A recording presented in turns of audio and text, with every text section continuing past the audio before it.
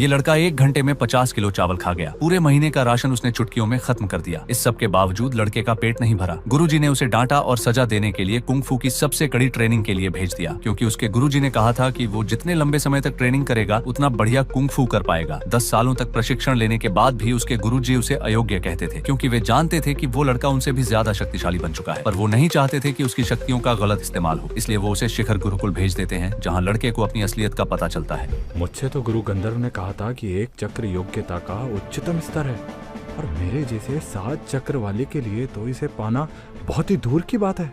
अनुयायी बनने की न्यूनतम सीमा 1 चक्र की है, लेकिन अगर आप 7 चक्र प्रदर्शित कर सकते हैं तो सीधा शिखर गुरुकुल में प्रवेश मिल जाएगा। अभी तक तो सिर्फ ये भाग्य केवल भगवान को हासिल हुआ है। ऐसे लोग जो एक भी चक्र प्रदर्शित ना कर पाए वो आधार गुरुकुल के सेवक बन सकते हैं। 7 चक्र तो मैं प्रदर्शित कर सकता हूँ, लेकिन गुरु गंधर्व के हिसाब से तो ये योग्यता का न्यूनतम स्तर है। क्या उनसे कोई गलती हुई है? परीक्षण शुरू करते हैं। जिसे भी शिखर गुरुकुल में प्रवेश चाहिए वो आगे आ सकते हैं।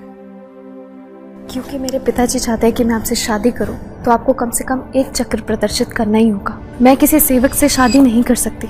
ये 1 चक्र चाहती है, लेकिन मेरे पास तो 7 चक्र है। मैं शायद ये परीक्षा देकर अपनी और अपने गुरु की बेइज्जती करवाने वाला हूँ। लगता है मुझे यहाँ से निकल जाना चाहिए।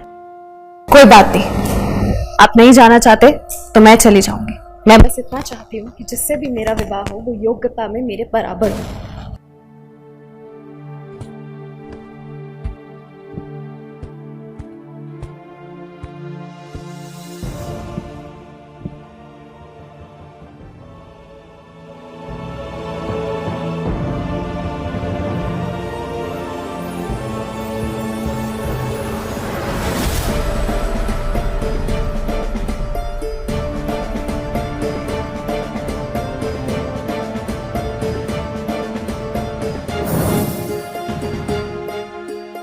ये क्या, इसने तो 3 चक्र प्रदर्शित करवा लिए।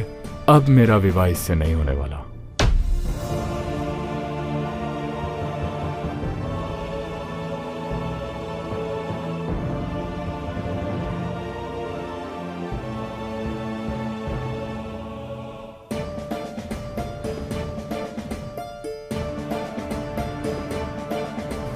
अश्विनी की पवित्र आत्मा है, और ऐसा कहते हैं अगर आपने पवित्र आत्मा वाली महिला से शादी की तो आपकी योग्यता का स्तर भी बढ़ जाता है। तो देर किस बात की है? तुरंत प्रस्ताव रखो।